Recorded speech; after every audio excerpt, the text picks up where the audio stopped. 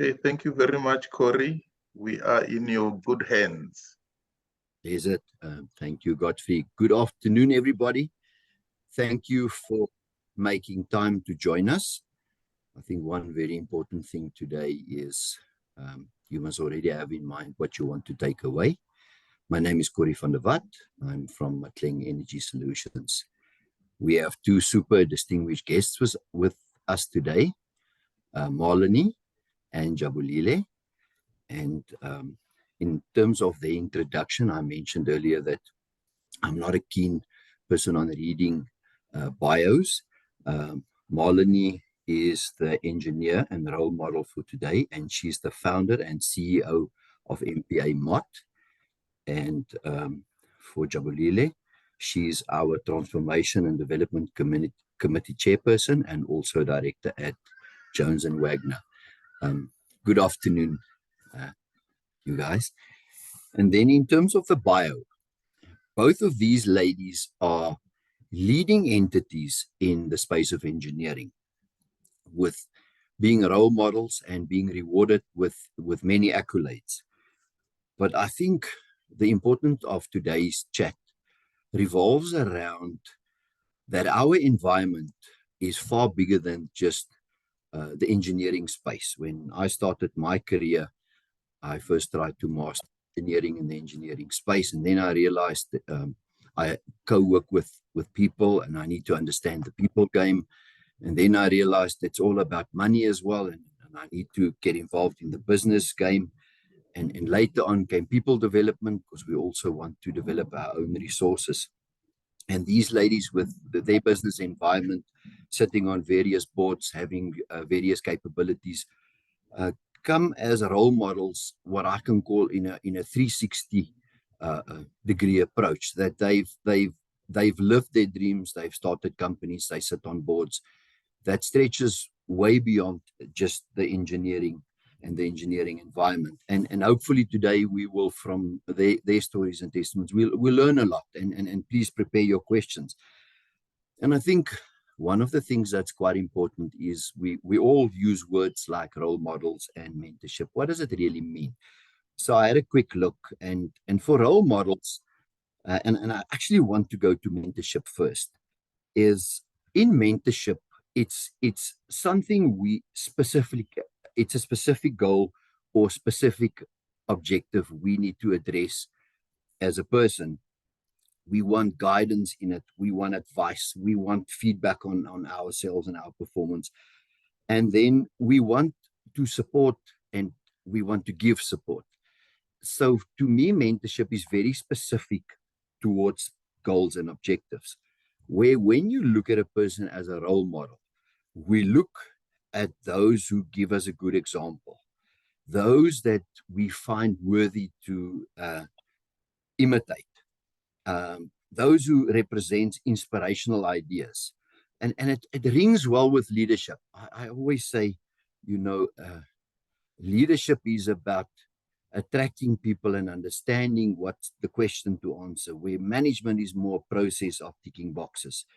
And good leadership and role models generally find themselves super strong in leadership. The other point that's also important to make, and we'll comment and chat about it later, is to have more than one role model. And I think one of the things that I've learned in my business career is successful people make it look easy. And it's not really easy. And that's why we have this get together today, is to discuss and share what we have learned over the last 20, 30, 40 years with our mentees and take it from there. Then just in terms of house rules, I think a very important principle in life to understand is that events happen in the world, meaning only exist in the mind. And as we all live in one world, we all have very different minds. And our approach to what's right and wrong is the meaning we give in our mind. And the reason why I just quote this is because please respect each other. We all have different opinions about things. And I think one thing that I really love about diversity is the fact that it opens us up to understand we can agree to disagree. And The other thing of having an individual mind means that you're only as strong as you build your mind. And you can only build your mind through education, experience, exposure like we have today. So it's important that each of you take away what you can for yourself from today. Then just in terms of the program, this was the opening for 10 minutes, and then I'm going to pass on to Jabulile that will be setting our scene. That will be another 10 minutes, and then Molony will take over, and she will have a 30-minute sort of a chat about what she's learned and what she can pass on. Then super important, we're going to have the 30 minutes open discussion, and let's give everybody a chance. Let's optimize it, and let's take away max what we can. And then there will be a 10-minute closing. So that's our program. And without further ado, I'm going to pass over to Jabulile. And Jabulile, please, can you set the scene for us? Thanks so much. All right. Thank you very much for the introduction, Corey. Can you just please confirm if you can see my screen? We can see it. Can you see it in presentation mode now? Yes, we can. Thank you very much. All right. So Corey introduced me as a distinguished speaker, but that's actually Malini. All pressure on her today as our keynote speaker. I'm just the chair of the CESA Transformation Committee, and my role today is just to set the scene and to say thank you to Corey, Malini, for doing this today, to say thanks to those working in the background, Godfrey, Bonolo, all of you, thank you for all the arrangements to make this possible, and to say thank you to all of you for sacrificing your lunch hour in this crazy period of India to join us to talk about this important topic. So on my side, you know, we had the event in August, it was centered around the Women's Month, and it was a very successful event in that we managed to talk about a lot and to also discuss on how we can remain more active and resolve the issues that have been raised. So one of the outcomes from that event is that we are going to engage more, and that's why this webinar has been set today, because when we looked at the themes that were coming out of that discussion, one of them on top of that list was the need for role models, female role models, male role models that would help in this gender mainstreaming. We are considering another event, but I think it may be too tight to fit something else before Christmas. So we'll look at maybe the beginning of the year and focus around the new year and goal setting. I think it's always good in January just to have a refresher on that when everyone is busy setting the new year resolutions. So we'll look at that and communicate that later on. So one of the other outcomes from the August event was that we've now drafted an action statement. So if you go on the CESA website and you go under services and you follow advocacy and key issues, you'll be able to find the action statement. What I want to highlight is that it's a working document, so it's not cast in stone. It's basically to start us up, and we can revise it, improve it. So please send us any comments. What it does cover right now is just some suggestions on how employers can enhance participation, retention, and promotion of women, how individual practitioners or just individual members like any of us can contribute, and also how regulatory bodies and voluntary associations can also contribute to the gender mainstreaming agenda. So please take a look and send us an email if you've got any ideas, or if you want to debate some of those comments that have been stated on there. So Corey has done a good job in explaining what a role model is. I just took this one definition from Forbes. I mean, if you Google, you'll find many definitions, and I'm sure Malini would go into this further. But a role model is someone whose traits you admire and wish to emulate. I think Malini will touch on maybe an example of negative role model. But for this particular discussion now, it's just, I've highlighted their traits, admire, emulate. I want to highlight that this is someone you may never meet. So for example, I could say that Oprah and Michelle Obama is my role model. But, you know, they have no idea about a Jabulile at the southern tip of Africa doing waste management. But they, in their own way, just by carrying on, living their lives, advocating, are inspiring me, and I wish to emulate one of their characteristics because of the certain skills that they have. So let's just keep that in mind. And what Corey said as well, you could have multiple role models, and you know, you could have someone who's a mixed bag. You know, they may be extremely talented in certain things, and they might have certain things in their lives where they either lie or gamble, but you know, they're a great speaker and you may love that aspect of them and not the other. So I think Marlene would touch more on that. And what I also put here is, you know, some of the roles may be confusing in terms of what is a role model versus a coach versus a mentor versus a sponsor. And, you know, unlike a role model that you may never meet, like Oprah, you may have a mentor who is right next to you in the office next door that you talk about frequently on your career plans, growth, progression, etc. So this is someone you have a personal relationship with. A coach can be someone who's going to help you maybe in the short term, and maybe it might be even, listen, I'm about to have a difficult meeting. How do I word this? How do I work on that? And they will coach you for that. And the relationship may end there until another time you need coaching on something else, and you may go to a different coach. A sponsor, on the other hand, is someone who advocates for you when you're not in the room. This could be someone sitting at board level and saying, you know, that Gabby, she's making such an impact, the way she's running that social committee, she's got leadership skill. Let's consider her for more management responsibility. So that could be someone who's your sponsor. These could be 4 different people. It could be one person. So there's no fast and hard rule about who can play this role in your life. So yeah, ultimately, mentors, role models, coaches, we're just all stronger together.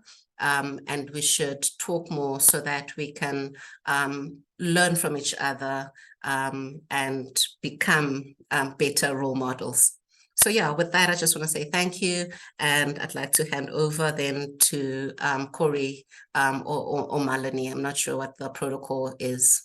Thank you very much. Jabulile, thanks a lot. Yeah, no, let us hand over to Malini and then get started, so we also can get to the questions soon. Thanks. Over to you, Malini. Enjoy. Hi, I trust I'm audible. Yes, you are. Absolutely. Okay, perfect. Thank you.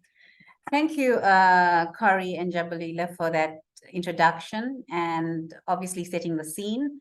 I just want to take this opportunity to thank CESA for affording me the opportunity to actually address you today. And it's great to see so many people on this particular platform. But I just want to, before I start, I just want to state that it's very unusual for me to be addressing you and talking to a screen without any faces. So you do have a reaction button, and I would truly appreciate it if I am touching a nerve, if I'm saying something that resonates with you, that you actually maybe use your reaction button so that I can gauge whether I've got this or I'm actually leading you down the wrong path. So I appreciate that and thank you for that. So I'm really and truly honored to be part of this. It's just unfortunate I couldn't attend the launch on the 24th of August because there were so many Women's Month activities over that period, as you can understand. So you obviously can't be at all of them. but I'm glad to be presenting to you at this particular webinar. Just getting back to, when Godfrey and the team approached me, I had to, like, obviously, like with as Corey has indicated and Jabalila has put forward, looking at some of the definitions, because when individuals consider you to be a role model, you ask yourself, am I actually fulfilling, or am I the person that actually can fill that position of being a role model? So I also went about this in a way of trying to understand what is a good role model. I mean, what are the traits of a good role model that one needs to have for people to recognize you as a role model? Yes, you might have done things in the industry, you might have achieved a lot, you might be on respective boards, etc. But what does it actually mean to be a role model? So I went into the definitions, and before I start off in terms of what I perceive to be a good role model, let's look at what is a bad role model. I think let's start with the bad first. And the definition says that a bad role model is really someone that's unfriendly, uncooperative, and likes to complain about anything and everything most of the time. They might be unskilled in their job and unwilling to learn more to be more productive. Well, when I put that in context, I certainly believe I don't have those traits. So what then is a good role model? A good role model, by definition, exhibits the following personality traits or qualities. There's self-awareness, there's positivity, humility, empathy, professionalism, and integrity.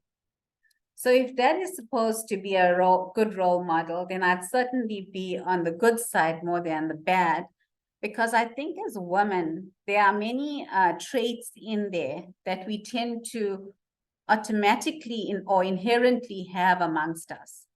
So if you were to ask the question, then there's an opportunity for many women, and I'm sure many of you on this call, to be role models to others as well. It doesn't necessarily mean that you have to have climbed up the career path and the ladder for you to be function as a role model.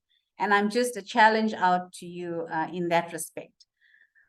The other point I want to make is that it was just by pure coincidence that today, whilst coming up the elevator to the 12th floor, I happened to be in the presence of two young women. And they were, whilst we were waiting outside for the elevator to actually come up to my respective floor, they were busy chatting about what is it that is important at their particular stage of their life. And they were discussing whether money is more important than passion or knowledge. And I very interestingly observed, or I listened into it, because I couldn't, it was a title, it was a lift. So you obviously invariably not necessarily eavesdropping, but listening into the conversation.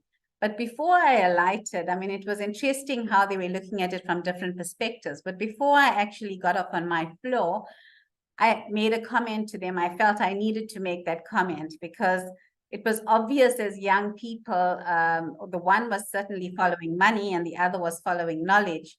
So when I actually just made a comment before I left the elevator, and I indicated to them that it's seriously important at their particular, where they're sitting career-wise and obviously their age, that they need to follow knowledge. Because if they build their knowledge base, which will then lead to some, and they will, during building their knowledge base, they're definitely going to be focusing on doing things that they are passionate about. And the money is really an offshoot of that. It will invariably come to them as they progress with their career.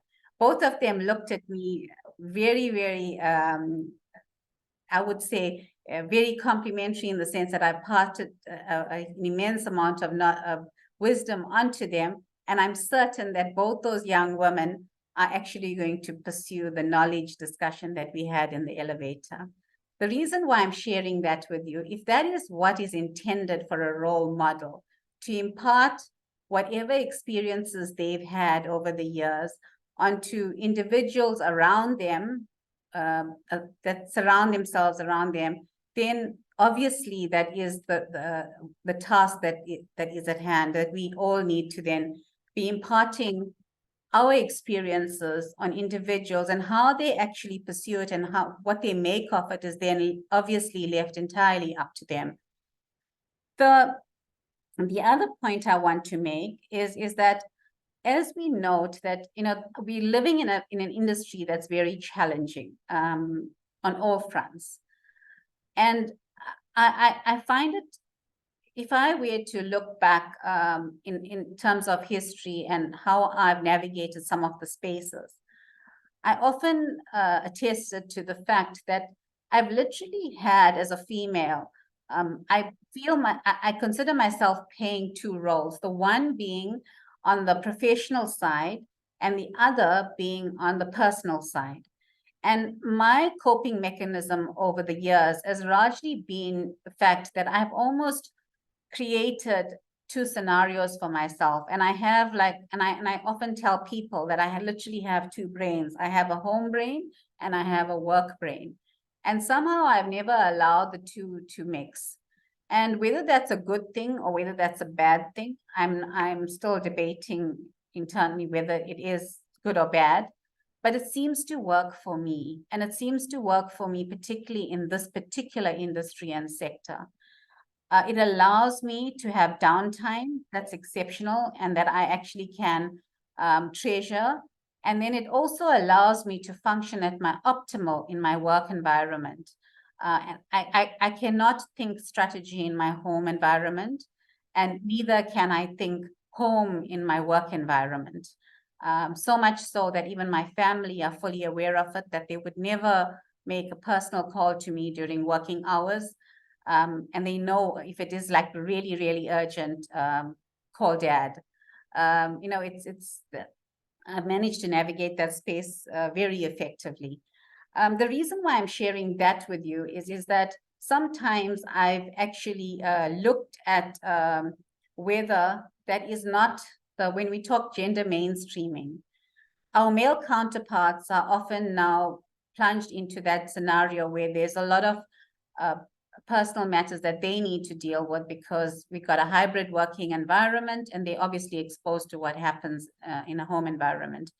The reality, though, is that one needs to question, is that really the way that we need to go about things? Because there is a need and a role for each of us in particular environments.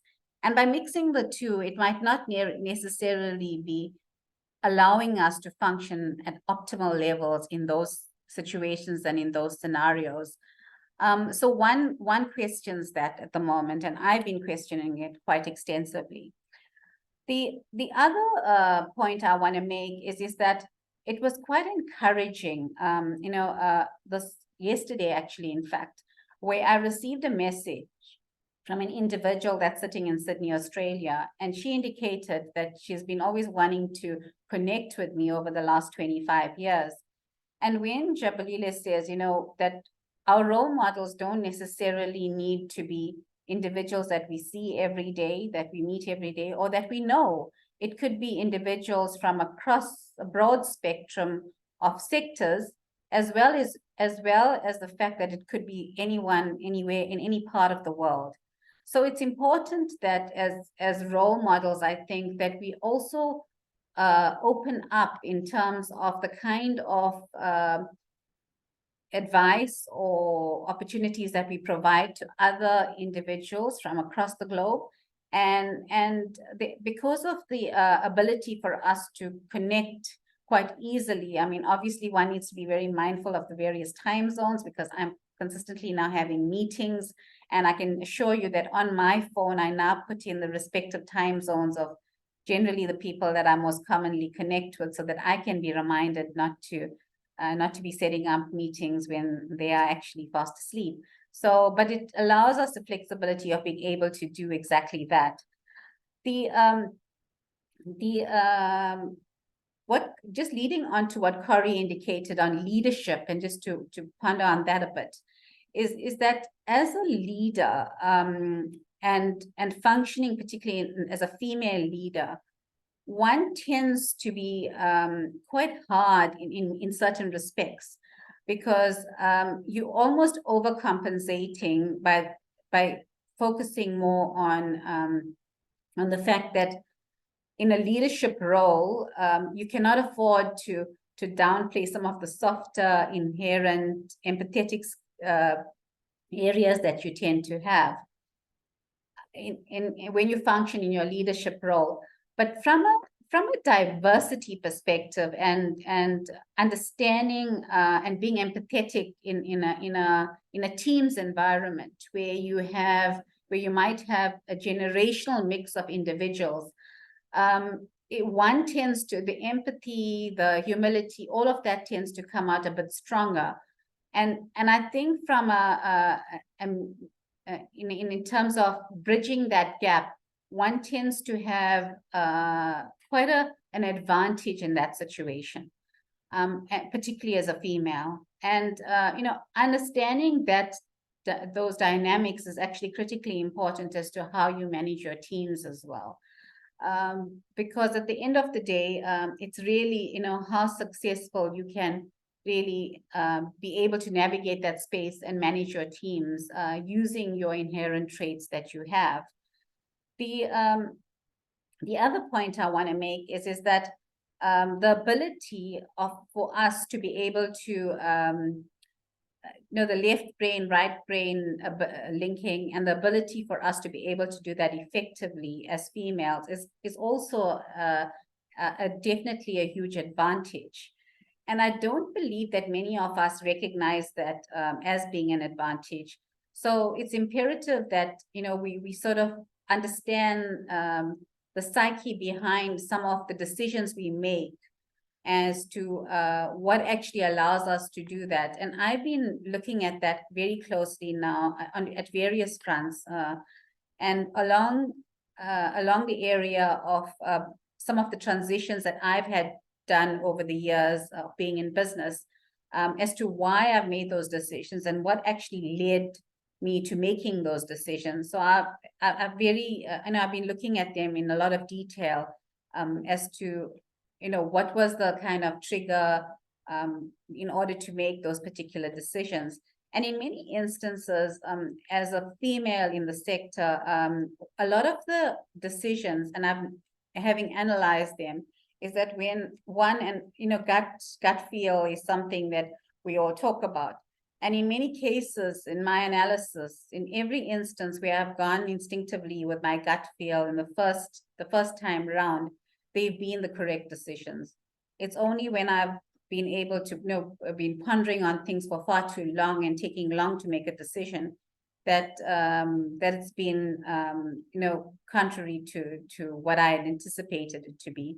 So gut feel is something I think that is something we need to stand firmly on and go with it instinctively. That is the right decision. Might not appear that way, but certainly look at it that way. And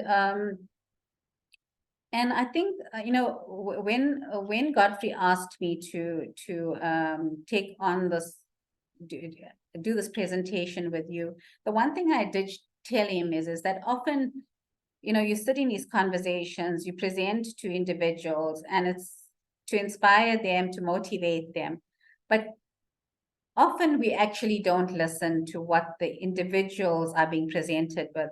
So I actually suggested, and I know that there's a 30-minute slot for a conversation with you, but I suggested that I am before you, and I've had experiences in the past over the last 33 years in this industry and sector. And I'd be very encouraged if you were to pose questions in the chat group. And I'm expecting Corey to field them to us. So I would like an opportunity to engage with you rather than to be telling you a lot more of my life experiences, because then I think as one of the outcomes of the committee was that a lot of the individuals indicated that they were looking, that there's a shortage of role models in the industry. It's true, there certainly is a shortage of role models. But then with those that you do have, if you can extract the best life experiences out of them in the shortest space possible, then we would have at least achieved something and we'd be moving in the right direction. So I now encourage you, and I'm not just limiting it to some of the issues that you might be faced from a gender perspective, because I've often shared with individuals in my own organization, we start our meetings not only with a health and safety moment, we actually have introduced a diversity moment that we've been looking at on every single meeting that we conduct. And the diversity moment is really about sharing something that we have minuted that could actually relate to generational, cultural, or gender. So I'm urging you now to take up this moment and take up this opportunity to put your questions in. And I do know that there's an anonymous button as well. So you can trigger that off and you can pose your questions, and I am here to actually respond to them as best I see fit with my years of experience. So Corey, can I ask you to just facilitate that for us, please? I have my chat group open as well, the box open. So can I encourage you to pose your questions, or if you wanted to, you could ask them directly? Marlene, yes, for sure, I will. I think we have our first two questions. I think one was more a statement than a bit. It was from Godfrey. On the build knowledge, does it activate passion? I think I'm going to park that for a second. Let's go to the next one.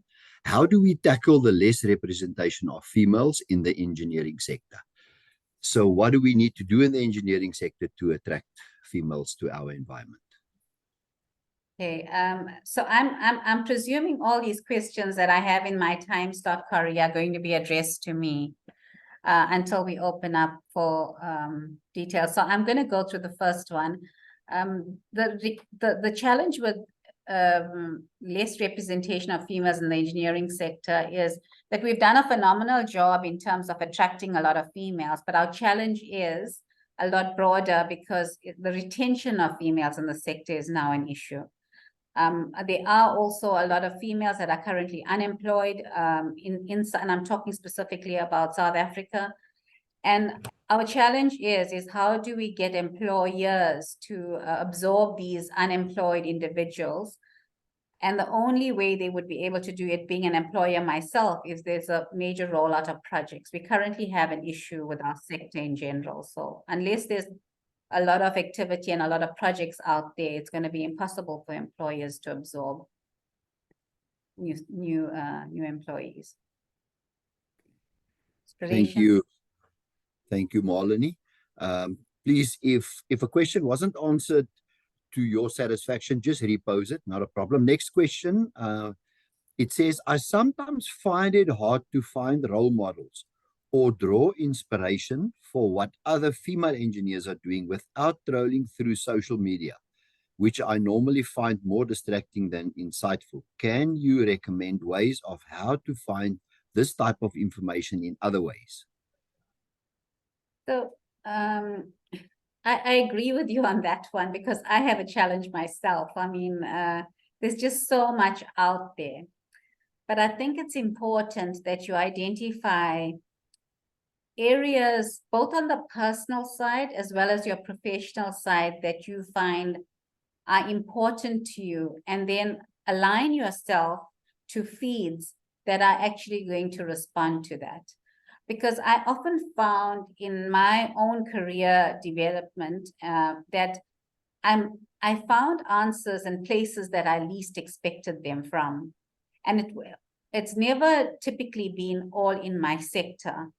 The kind of advice you get from your own sector is very clinical. It's very engineering related. It's very focused, but your solutions might come from sectors that are not necessarily associated with yours. So my advice is identify what's important in both on the personal side as well on the professional side, and then direct those to individuals, and don't have too much, as you've rightly said, there's just so much of information out there. It's almost like an information overload. And if you spend all your time sifting through that, it's really, it doesn't give you free time to do nothing. I mean, and that's also important. There are times when you have to just basically focus on yourself. So I would say just identify the key areas and link to a few. That's what I do. Marlene, maybe a question from my side. If I guess the average age of the people that are participating today must be, let's say, early 20s. If you look back when you were in your early 20s and you could have given advice to your early 20s, knowing what you know now, what would be the 3 main points you'll take from that? Firstly, I won't change anything. That's super. That's super. That's not a, It also makes your advice super good. That's not the answer to your question, but what advice would I what advice would I give myself? Oh. Because when we get to where we are now, wherever it is, we look back at life and think, okay, when I was 19, I thought life was only about, like the 2 ladies in the elevator. Just yes, you go. Okay. So when I was younger, I'm passionate about my career. I've honestly feel that I've made the right choices. And I definitely wanted to, I had this aspiration of joining the United Nations and using my profession to travel the world. Unfortunately, it didn't pan out like that. But as I said, I wouldn't change anything. But the things that I did right, maybe, and maybe that's a bit of advice to others in this forum, is that I've always planned things. I've literally just written down my goals every 5 years. I have a goal tick list, and I've done it like that. And if there's any advice I want to leave behind, is literally, if you have certain aspirations and goals, write them down. By writing them down, you're definitely focusing without you unconsciously focusing on these things, and you achieve them. So yeah, I didn't answer your question, Corey, because quite frankly, I wouldn't change anything. I'm really, really very content as to the way things have turned out. And Marlene, I'll reflect back on something you said, and it's something that youngsters can take from you, in that I think one of the main things of development in life is to be consciously engaged with your thinking, introspection, because I just find over a lifetime, the more you understand why you're doing what you're doing, the more you question yourself, not in a bad way, in a good way. I for instance, use a lot of, like, I'll predict this will work like this when I make a decision. You said you go with your gut. And then I measure whatever I predicted, whether it's fairly accurate, because with introspection, we understand, we're looking towards ourselves from the outside, and the way other people look at us and say, okay, what I'm doing, is it rewarding me for what I want? And generally, when you're good at good introspection, you get to where we are and you say, I don't want to change anything, because you test yourself all the way, all your decisions. Another comment, and then you can comment on that, and Jabulile, if you want to jump in. I think that you've got that right, Corey. I think that's being able to test yourself in the decision making is important. But I think we also need to recognize the fact that all of us have an unconscious bias. And it's important for us to go back and analyze it and be critical about our, the way we're thinking. I think that's really important. And it's because of that, because I recognize that I have an unconscious bias. And it's important. And it's for that reason that I go back and look at things. But you're quite right about that. And it's something that, and that's why when we talk gender mainstreaming as well, it's so, understanding and knowing that we have an unconscious bias, and being strong enough to want to remedy our thinking or rewire ourselves in a different way is something that takes a lot of guts, and you need to, and admitting that you might have looked at things differently. I mean, I've been challenged on a number of occasions now, and I've had to go back and a silly example is that I wouldn't even call it silly, is like looking at women on construction sites, and is it necessary for us to look at things differently? And because obviously at the time when I was on a construction site, things were very different. And now that you have a situation where you have young females that want to look in a particular way, make sure that they present themselves in a particular way. So maybe it's, it's things like those that we need to start questioning, because what might have been the norm then and what might have been acceptable was really related to our circumstances and what would, how we would be accepted. So it doesn't necessarily mean it's the same at this particular moment. So we need to be questioning these things. We need to be looking at it a lot deeper. Yeah, if I may jump in there, sorry, Corey. I mean, I think we're still stuck on that question of, how does she find role models without having to go through social media and being confused? One of the things that we are planning to do as the committee is to spotlight or highlight women maybe every month or every second month, and not just regarding their soft skills, but regarding their technical skills. So 1 month we might feature a geotechnical engineer and just talk about their strengths and their projects and where they work. And then another month we may maybe focus on a structural engineer. So I think you need to align yourselves with organizations that will promote good role models that you could then look up to. I wanted to divert and just, I wanted to share this photo with you. I'll just very quickly. So this was my final year class. And if you look at this, guys, I think the one obvious thing is just how many females are on this photo. I mean, it was just 5 of us in this final year class, and there was only 2 female members in the teaching group. One of them is now the CEO of CESA, Ms. Bridget Sasamula. But back then, your role models were even more limited. And I can imagine, Marlene, if you shared a picture of yours like this, you could have been the only one. But recently visiting universities and just looking at how that has changed over years, there's more role models upcoming. I think the future is bright, and we just need to be able to share and highlight so that people have access to these role models. All right, I'll stop sharing. Thank you, Jabulile. Corey, there's a particular question in there that regarding, I don't know if I can just, because I've got my chat box open. Yes, you can please respond so directly. that we can field a lot more. The question was, how do you balance work life with family commitments? I think it's the way I've done it is I've had great support structures. I mean, we all clever people, so you need to figure out what support structures you need to have in place. And that works so that you don't need to, your mind is actually not then worried about kids being dropped and picked off, etc., and then focus on the quality time. That's what I've always done over the years. I've really focused on quality rather than quantity. And I've also focused very much so where it concerns the kids.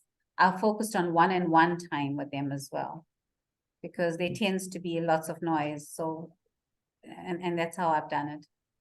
Your support structure and quality. Yeah, I want to sort of say one thing. We have always time for our highest priorities. And that's one of the things I've always sort of worked in my life with work-life balance. And we say work-life, it's actually, work is also life. It's being part of the family. It's integrating all of what we have. And sometimes, and it's a good thing, exercise once a month to go and sit down and just look at your highest priorities. And if you have an excuse why you don't get to something, it's most probably not your highest priority. But how you optimize your time, because whether you male or female, we all have lots of other things. There are sport, there are uh, uh, other events that we want to be part of. Life is a challenge around time, and it's the only thing we can't really make constructively. So for me, highlighting the point of understand your own priorities and go about. Then I just want to reflect. There was one question, and Melanie, you mentioned unconscious bias, where I think one of the participants said, when I speak as a woman, and I hope I interpreted correctly, it sometimes looks like I represent all women. And it's a bias that you keep in your own mind. I generally, when I'm in a very diverse environment in terms of all diversity, especially age, or men, women, there are more women in our company than there are men. So for me, I look at the message that I put across and the message that I receive without thinking where it really comes from. And it goes back to how we unconsciously get our own meaning to things that sometimes we fall over, but other people are not even aware of it. Maybe a comment on that, the unconscious bias, and when you speak as a woman, do people realize, do people see it that you respond as for all women? Sorry, Corey, just to on your, I'm reading the chat group and not focusing on your question. My apologies, because No. some interesting things coming out there. On the unconscious bias, just if you could just repeat the question again. I'm going to read the sentence. The sentence says, and I'm going to just do the last, and automatically everything I say or do becomes a representation of all women everywhere rather than just my own opinion. What I'm trying to say is sometimes we hold a belief in our mind that maybe not all other people will hold. And it goes also with the bias that we have on how other people perceive us. Yeah, I think it's also recognizing the fact that the biases that we have is also very much related to our upbringing, the people we surround ourselves with, the thoughts that they have. So I don't believe that by communicating a particular standpoint that you are actually perceived to be something that's shared by all women, because we in at different points in our career.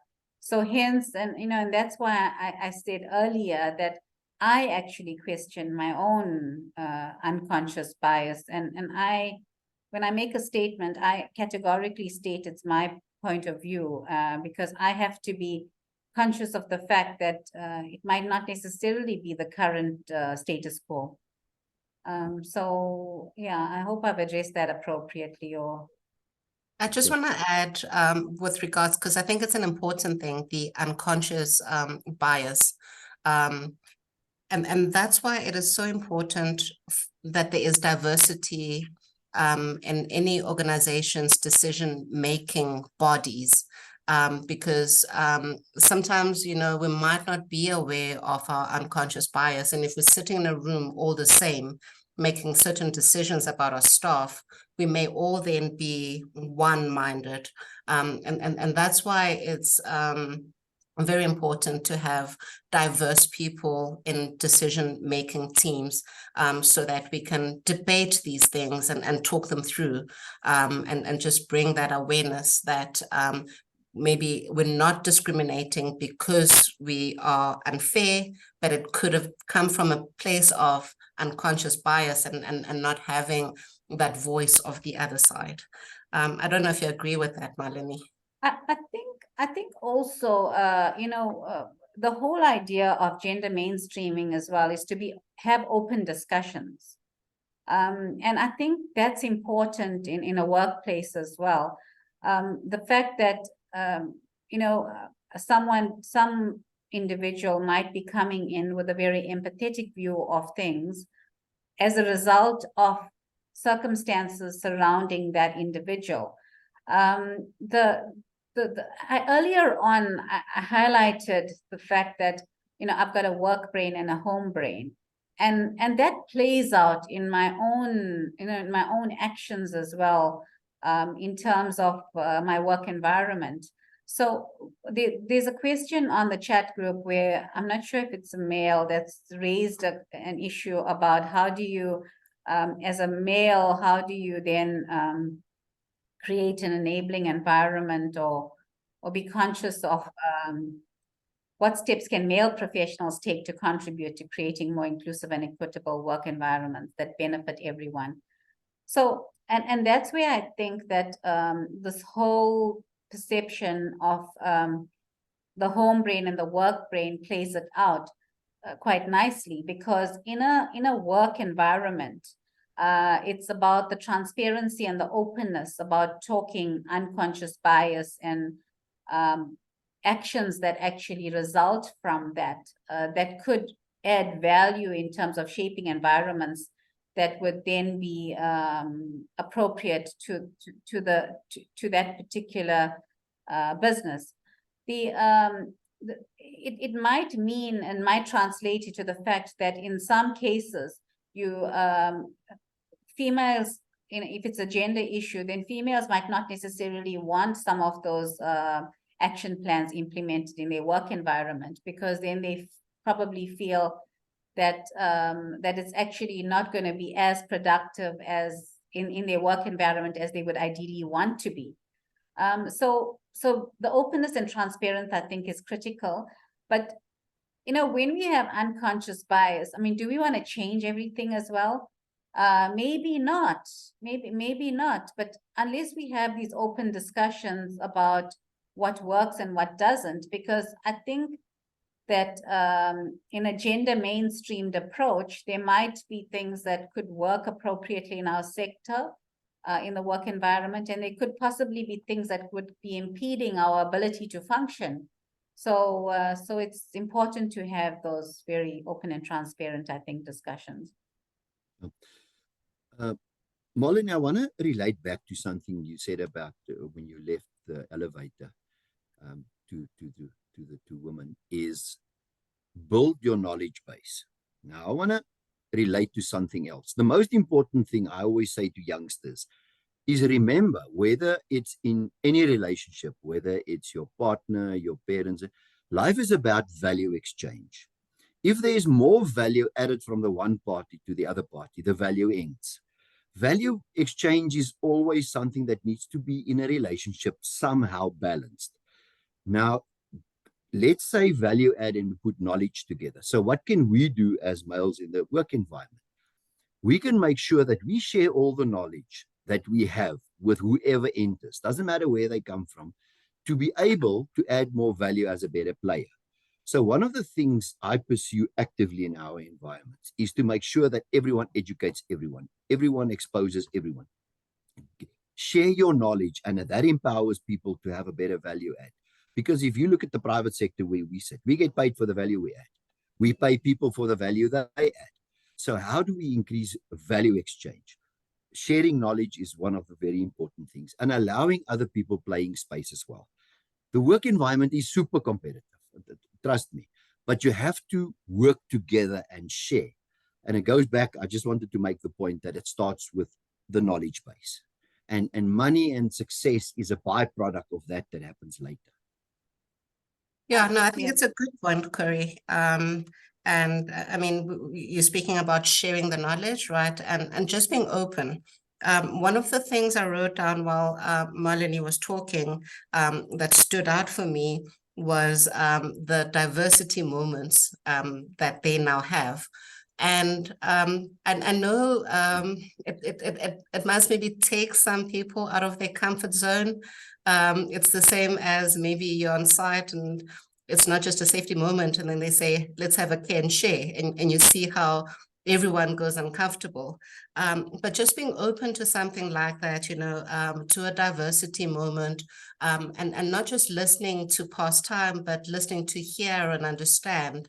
I think that open attitude is then necessary as well. So knowledge sharing, yes, but also just showing care and showing that you're interested in this and addressing the issue. I think that will go a long way as well. Yeah, I think as well, Corey, it's about continuous improvement, isn't it? I mean, we never know everything. And just doesn't mean that it's only the young professionals we need to train. It's actually across the spectrum. And the kind of training that might be required at higher up might actually be about unconscious bias, because we tend to be very set in our ways. So it's important for us to recognize that it's continuous learning, and the knowledge share, as you stated, does not necessarily need to come from technical experts within your environment. The kind of value and knowledge share that you have can come from the most from even your driver in an environment, because they understand the processes and what might be going wrong with our processes, and that could be a value add. So I think being open to that is actually critically important, and to also understand. And I often state that you know, you might have a number of degrees but behind your name, but it's common sense that prevails. So having that kind of attitude, and I think just linking on to Jabulile, I'm glad that you like the idea, Jabulile. I preach it to everyone I speak to. And most importantly, it's interesting, even some of the contracting companies found it very encouraging. So I hope it's something that kicks off and that's emulated across many spectrums, because I think it would really help in ensuring that we move this needle a lot faster than we currently doing. So, but also it links back to company culture as well. You know, how open are you to wanting to share these things openly? You know, and it's often said that, you know, we in a country with a very unique and a very different historical issues and legacy issues, and we need to work that much harder to change things. So so we need to find mechanisms and ways as to how we can do that quite rapidly if we are to succeed in all fronts. I see we don't have any new questions, so I'm going to just put one or two things, and we're in the 30 minutes open space. I think the other thing that you mentioned about having a work life and a home life is a very specific thing, and why I'm referring to it is that one thing I think is important as a youngster to understand: find the recipe that works best for you. What works for someone doesn't necessarily work for someone else. And that's why actually in the introduction, I swapped the mentorship around with role models. It's easy to find someone who can help you with a problem. It's very difficult to find someone you can look up to, because great people also have great flaws. And I can promise you, try and be specific at what you want to solve or what you want to contribute as value. There are very few people in this world that can really be 360 role models. And don't get derailed by someone who is a brilliant speaker, but maybe they have a gambling problem. And then you say, yeah, but I can't learn from that person. That's why I say break it down to what's my specific need? What do I want to solve? And what recipe works for me?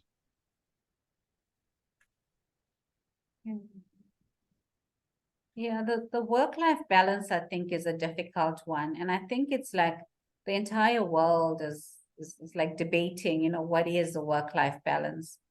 And I think particularly in our sector, the reason why it works well for me to have these almost compartmentalize these environments is that you almost function at your optimal in each of them when you are able to do that. But it comes to such a point that once you've mastered it, it's very difficult to retract and go back to an environment where you feel you can do it together. And that's why I say, you know, it's what works for you. I agree with that, Corey. But remarkably, this has worked for me. I mean, so much so that when I enter my driveway after a day's work, I actually literally do not think work. And it works. It works very well, actually. Yeah, I used to work for my first senior manager. He actually one day, the pressure, I worked for municipality and he was head of maintenance and construction. And I mean, when there's lighting, the clients are off, and it's a very sort of hectic environment. And my question to him was, how do you cope with the stress of this environment? And he said, come see me, 4:15 this afternoon. So I went 4:15, and he walked out with me and he said, you see, as I switch this light off, I switch this job off. And it only goes on when I switch it on again tomorrow morning. And I tried it, but it didn't work for me because I've got this flippin' busy mind that always, I do a lot, and it relates back to something a mentor also once said to me. When you contribute only 8 to 5, everyone's equal. It's what do you do from 5 to 10 that really distinguishes what you do from other people, whether it's your contribution to your family, whether it's, let's say, sport, whether it's studies. It's what we do in our extra time. And that sort of led to the fact that it ended up being all integrated to me. And again, it goes back to what works for you and your personality, because one thing that's very, very true, the best performing people in the world do not multitask. They don't mess up a few things at the same time. They really put their focus to what they do best at that time. And again, you need to find your recipe around that. So it was just interesting. For me, it doesn't work. For you, it works. But I think the message, and I want to relate back to something that someone said about know yourself. One of the reasons after obviously studying engineering and commerce, I really pursued something in the psychology and industrial psychology area. Well, I did a degree in honors. And two things stand from it that you mentioned. The one is you're only as strong as your support network. You can only give, you only can contribute as much as you can help other people to contribute that can do things faster, quicker, and better than you. So that's the one point that stands out from psychology for me. The other one is the most important thing in life is to know yourself. And I'm going to give a very short example. There are the Herman model. There are many models. The models that I personally look at that I think Myers-Briggs super strong, MBTI super strong, DISC super strong, they all contribute differently. But let me stop with one that makes huge sense to me. And it's the 4-quadrant model of, let's say, the Herman model. You can go Google it. That says we all have preferences how we approach life. And it just divides it into 4. Are you a realist and looking at reality in life? Are you the organized and everything must work according to a recipe? Are you the experimental type where you are very creative and you don't really enjoy the rules? Or are you the one that wants the relationships? Because from that preference stems the way you look at life. And I'm just putting on the table, you can go and do your own research on it. Because when I build a team, it's super important for me to balance the different groups. Because if you have a lot of realists together, they're very critical, they're on top of everyone, they rather make you cry than make you happy. If you look at the opposite, where people are part of, let's say, the harmony or personality groups, they would rather be part of a group than to be right. And it makes it complicated to build teams. So why I just sort of put this in, please, for those who want to know themselves better, any form of profiling, personality profiling, is not a rule that's hard and fast. It's something that tells you just about yourself and others. So don't go and kill someone if they're a different profile than you. But it opened the world to me to understand that maybe my preference is not everyone's preference. And I'm going to conclude it with a little thing. I've got a son, he's now huge. So when he was small, one day I went out and we came back and I said to him, Henk, we had a beautiful day. He said, who, you or I? Because for me, the day was bad. And it made me realize that maybe what's good for me and what I enjoy is not someone else, the same for someone else. The point I'm trying to make, if you don't know yourself, you don't know your stage. If you don't know your stage, it's hard to contribute something of value that someone else will acknowledge you for. No, I think good point. I think there's a question here that we missed, Malini, and maybe you can address it first from Nsako. It's just about the masculinity factor in terms of, you know, women trying to be men in the leadership roles. What's your take on that? I think that's also related to a bit of unconscious bias, because our perception of women in our perception of leaders is automatically very masculine. It's aligned to a very masculine kind of environment. So as a response that you would, not a response, I would say, but more, if you were to put a female in a leadership role, and her responses will then be measured against how assertive she is. But if you were to do an experiment, and if you were to take leaders and put them in a room, but sort of muffle their voices and the responses, and you let the responses just be responses in the context of that, I can guarantee you that the person receiving the kind of responses will not consider them to be more masculine or more female. And because it's relative, and it relates back to our unconscious bias that we face, not just as leaders, but also as individuals receiving the information as well. So it's almost us in that situation trying to rewire ourselves. So if you heard a particular response by a female leader, you need to almost now go back to your own thinking and unwire and rewire it differently, because you got to take the context into consideration. So I don't think that females themselves, it's just that the perception that how they're perceived with some of the decisions that they make in those roles is what you know, we need to work very hard at working at our unconscious biases, particularly in a work environment, and it needs to be looked at across the spectrum. Mm. Yeah, so one of the other things I want to say is if someone has to put on a different personality to try and be in leadership, it's not sustainable, because, you know, to try and pretend to be what you're not, it will trip you up. So I'm a firm believer of be yourself, and there you add most value, because there's no one like you.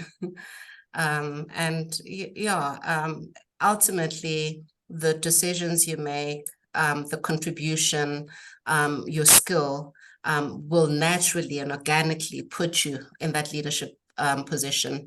And I've seen, I mean, Tsako talks about being soft might maybe hinder your prospects. You might be seen as weak or agreeable. I've seen many women who I would consider soft and feminine, but leading organizations and doing so effectively. So I think ultimately, just being yourself is best. Yeah, and it's more important about the decisions that you're making that sets you apart than how you do it, you know, in the tone or whatever. That's secondary. It's the decisions, I think, and focusing on that is probably more important than whether you're assertive or not. Or yeah. And I want to sort of on that point, and Melanie, you made a very valuable point now. It's when it comes to leadership is about influence, but it's hard to lead people that can look further than you. And that goes to what you offer as solutions. When you really have lots of knowledge, you have lots of exposure, and your solutions are well sort of communicated, people tend to follow you because you're normally the one with the best answer. And I'll give you feedback on, they took 100 people and they took the most clever one and let that person answer questions, and then took the rest to answer it. In 97% of the time, the group is stronger than the best individual. So we need to understand that to be part of leadership, you need to understand what the group wants, and also you need to understand to be accurate in how, because I'd rather work with someone soft who understands the problem than someone tough and we're all over the space. And with leadership, I tend to listen well about the direction a leader gives, irrespective of they're strong or weak. If you spot on with what to answer the core problems, you're most probably the strongest in the room, especially when you can communicate that and see at the group as well, that they participate. Just as a point, the point you make is not about strong or weak. And also, Corey, I mean, when we talk leadership, and I think I alluded to it earlier on, is that it's not only when you're at the top that it makes a difference. It's across the entire journey that you take, you know, that you actually function as a leader in every single part of the journey. So, and how you sort of develop the skills, how you're able to sort of put your standpoint forward, how you're able to negotiate, that happens across the spectrum. It's not just, suddenly wake up one day and you're a leader of a team and now you've got to make all these decisions. It's something that you invariably grow and add on to as you progress through this journey. So sometimes it's important maybe to get a bit of help, to help you in areas where you might actually be compromised or you might think you compromised, in terms of how do you deal with situations. And then earlier on, I like the fact that Jabulile put on that slide where there's different roles, there's different individuals that you need to link onto. And it's important to actually seek that help early on in your career as well, because you might need a business coach, or you might need a life coach, and they have different roles. And you don't want to mix them either. So it's important for you to seek that help and to like associate yourself with individuals that are giving you that kind of advice that would strengthen your ability as you progress.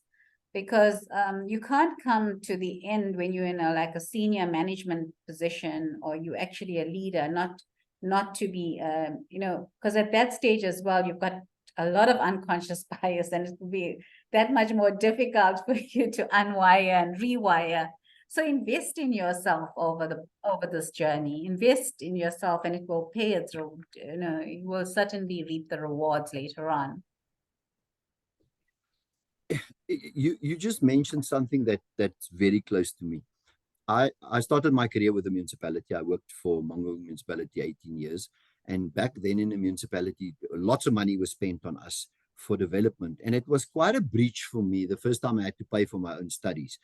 To really understand that it's no one's responsibility to develop me or build my knowledge.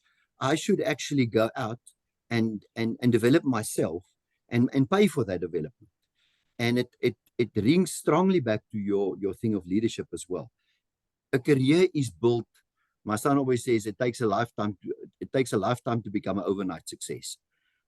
and it's really the effort you put in over a lifetime that starts rewarding you from self-development, which you can never underestimate. Yeah. I mean, we spoke about that development being a continuous learning process. And it's about recognizing your deficiencies, recognizing and identifying quite early on what you need to be working on for you to get to those, to achieve certain things. So I think you're quite right. I mean, you don't wait for somebody to invest in you. You actually invest in yourself, and it's small steps. Yeah, I think, I want to ask a question to Malini. It might be going a bit personal, but I can decline to answer. Yeah, and like being a female CEO, what are the challenges there? I'm really enjoying it, actually. So there are a number of challenges, but as anyone would encounter, because the scale and the magnitude is so much bigger than it was before. But at the end of the day, I'm embracing them. I understand some of them. I try to understand some of them, and I understand some of them. But it's a journey. It's not going to be solved overnight. I've accepted that, but it's a journey, and it's work in progress. I've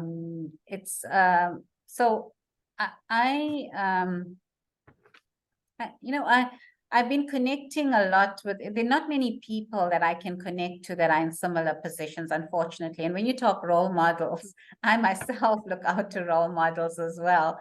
We all do. And Jabulile will probably recognize, understand or understand exactly where I'm coming from. But at the same time, we as industry leaders cannot just sit back and it's about understanding people as well. It's about understanding why individuals do what they do. So I think it's very much around the challenges that I'm faced with. I recognize them, I identify them, I know what they are, but I attempt not to solve them all at once. It's a work in progress. And yeah, I think, I'm not sure, Jabalila, if I answered that appropriately, because it is a work in progress. It's on all fronts. I mean, we also faced with a very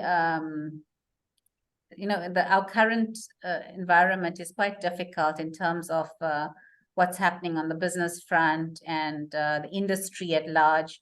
So one tends to be very dynamic as well in terms of your approach and the way you deal with the business of the day. So I think being very fluid in this particular environment is led to some of the successes that we see. So I think that is the solution. There are challenges out there, but there are also many opportunities, and how we deal with them and how we navigate that space. And I do believe that as as females, I mean, we really the whole thing about multitasking is actually not true, as Cory would tell you. But we do navigate the spaces. So I think that is an advantage. That is a huge advantage. It always has been an advantage. But I think, dealing with the most critical things, the most critical challenges actually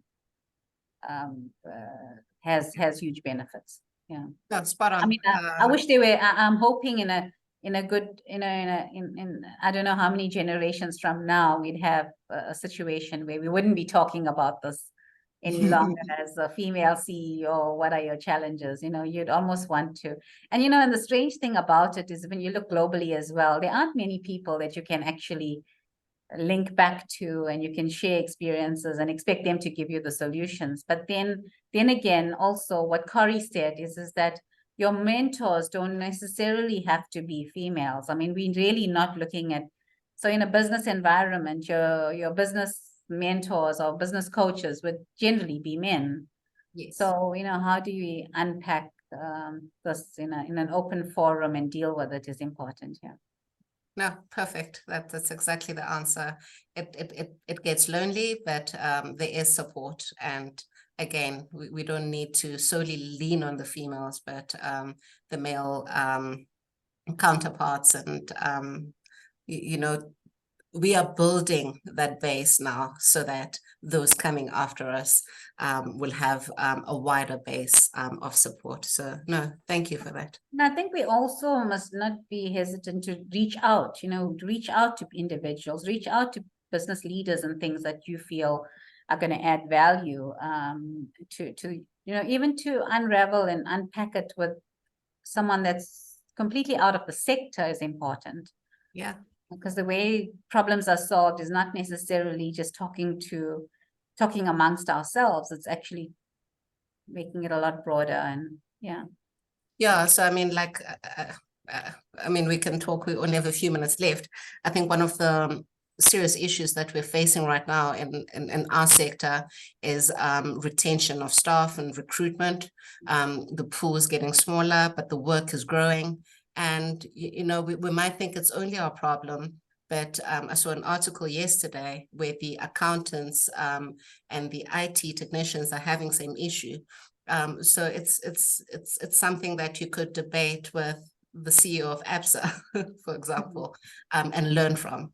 So I think great advice there, Malini. Thank you very much. Yeah, and I think we also have been very focused in our sector. This conversation of in our sector is actually it's so contrary to what we would like to achieve. So the collaborative initiative that you talk about is exactly what we need to be having more discussions around, because in some instances, some sectors have solved things exceptionally well and are working quite effectively. So how do we learn from them? How do we almost deliberately start looking at other ways of doing business in a more collaborative initiative? A super important point is to broaden where we look for role models and mentors. You know, I'm a little bit involved with UJ as well, and they had their first art exhibition from the engineering faculty, because they are breaking down those walls to say, but we can, as engineers, learn from artists, and artists can learn from engineers.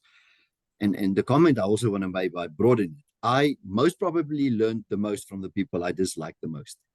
I remember I grew up in an environment in an era where you're told what to do.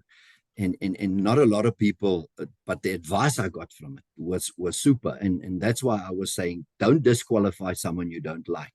There's always something someone else is doing that you can learn from. And if that's your point of departure, and look at everyone, and also back to where you started to say what's not a good role model. Don't always look out for the positive. Also look out for the stuff that you think maybe I wouldn't like to be like that. And I always joke to say we are very much like the people we dislike, because they reflect something of ourselves. And it goes back to our conscious biases or subconscious biases, is to look at other and take the good and the bad from them and broaden our horizon from whom we can learn, young and old, and from other environments. We have 4 minutes left, and I'm not really going to summarize. I'm going to leave it till 2 minutes and just have a short summary and try and get people. I'm just checking if we have new questions.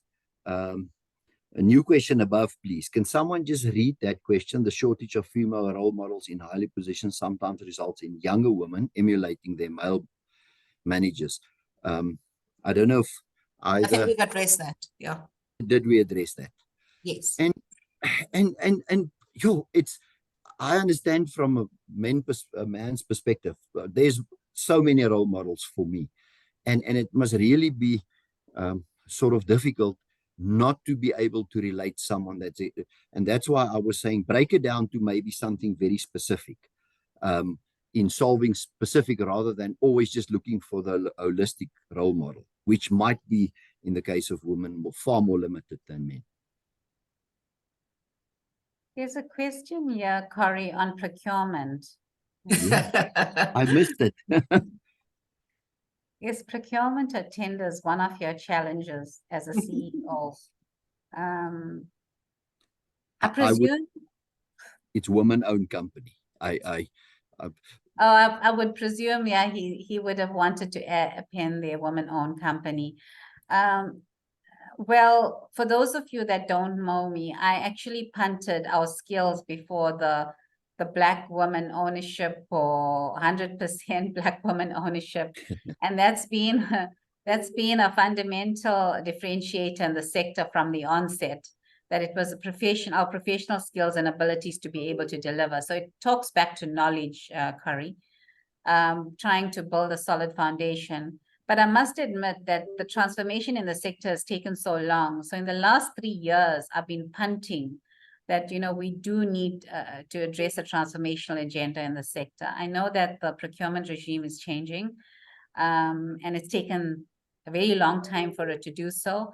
I just hope it's not being used, that it's a genuine intent to want to transform, and not just a tick box exercise. So I'm hoping that that's going to pan out into something phenomenal that would then allow the next generation of females, particularly in the sector, to be benefiting in a way, but based on a solid knowledge base. Okay, we have from we had an answer on that one. So I think we've covered all our questions. I think what I can take from today, I always like to just stick to the 3 main things, is people can learn from us that's been in the environment for quite a while. Number 1, never give up. Number 2, realize your own dreams, know yourself, and invest in yourself. No one will ever in this life look better after yourself than yourself.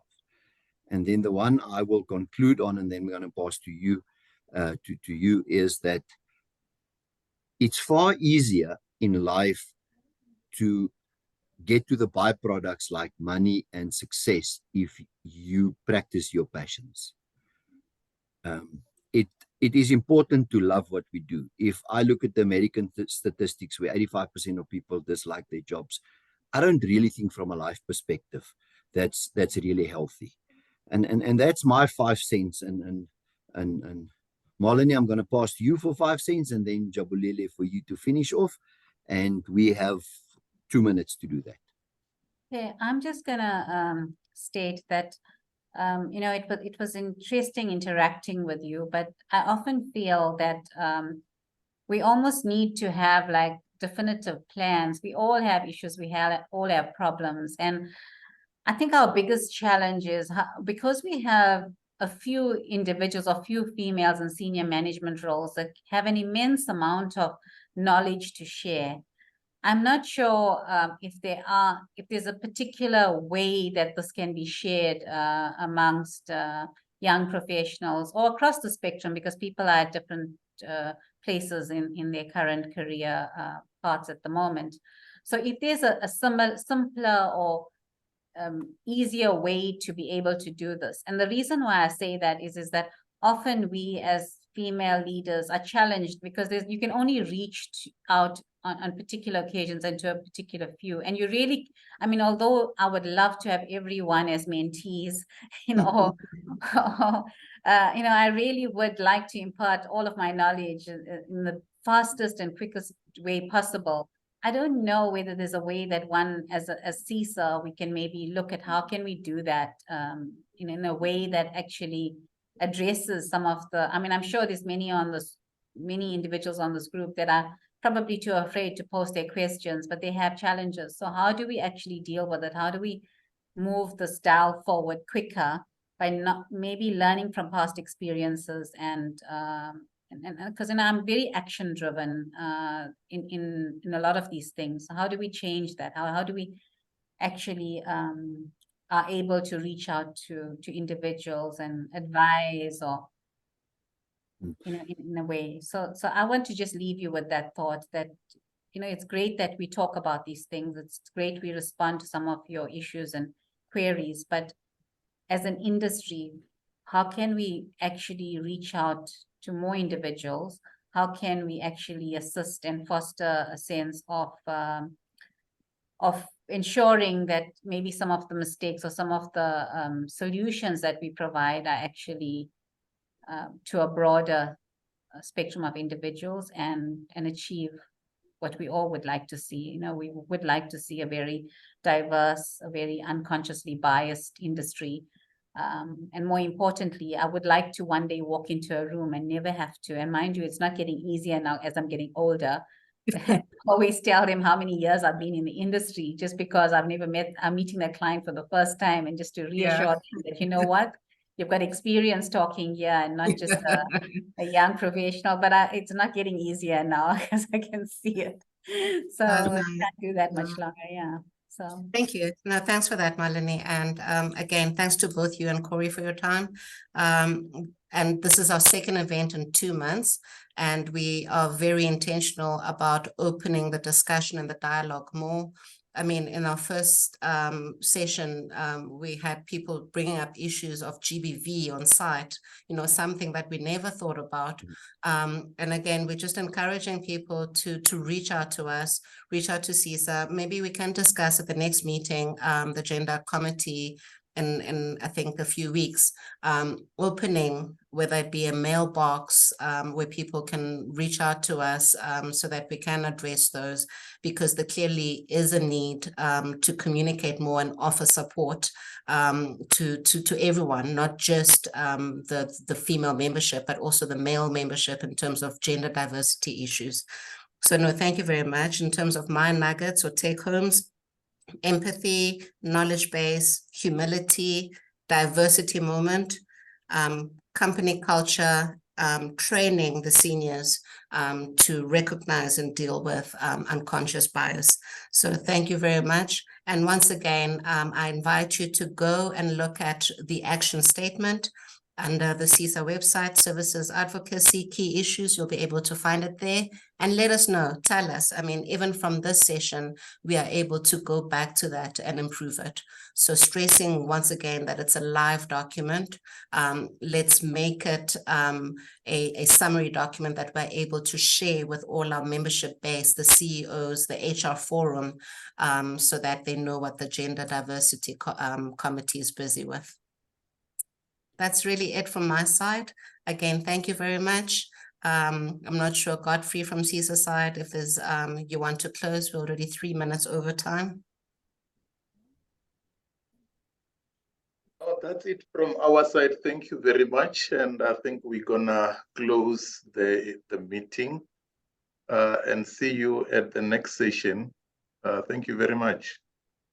Thank you. Thank you all, and thanks for your contributions. And please reach out for better engineering fraternity. Thank you. Thank you all. Cheers.